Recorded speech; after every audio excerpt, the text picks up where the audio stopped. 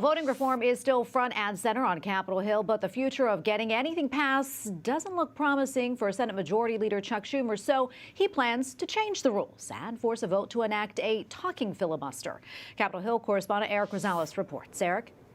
Well, Tracy, just to give you an idea of how important tonight's vote is on this filibuster, Senate Minority Leader Mitch McConnell just held a press conference a few minutes ago where he said that tonight's vote is the most important vote that the Senate has ever taken in the history of the Senate, because it can literally change the Senate. As we know, current legislation passes by a 60-vote threshold, but under the talking filibuster, after the opponents, in this case Republicans, who are against the voting reform bills, after they debate it for a period of about 30 hours, then after all that's said and done, all it takes is a majority vote to pass. Win, lose, or draw, members of this chamber were elected to debate and to vote, especially on an issue as vital to the beating heart of our democracy as voting rights.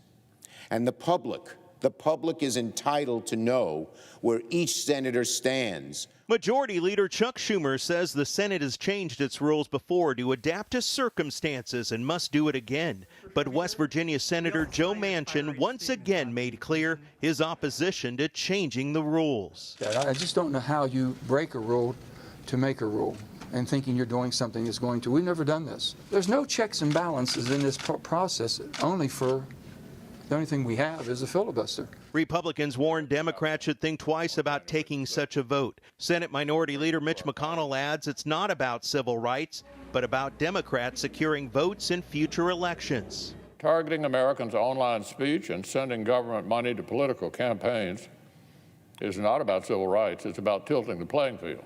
Senator Rick Scott tells me changing the filibuster rules will lead to adopting President Biden's agenda without proper debate, such as passing the Build Back Better Act without any pro-life protections, no funding for faith-based schools, and adding justices to the U.S. Supreme Court.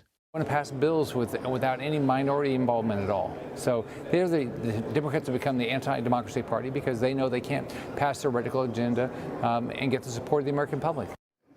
So the big question is a drum beating for Democratic Senators Joe Manchin and Kyrsten Sinema. It's interesting that we in the media, we asked Senate Majority Leader Chuck Schumer on whether or not he would support the primary challengers of his colleagues, and he wouldn't answer those questions, unlike Bernie Sanders, who's already said that he does support the challengers and he wants Manchin and Sinema out. Tracy?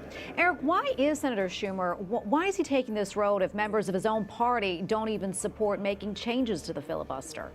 You know, I did talk to a number of Democratic senators, and they tell me that they want to be able to keep it in the news. And also with the 2022 election just a few months away, they want voters, the American voters, to see that they are trying to bring change, but Republicans are blocking it. But it also shows that two of their own, Manchin and Sinema, are blocking it as well.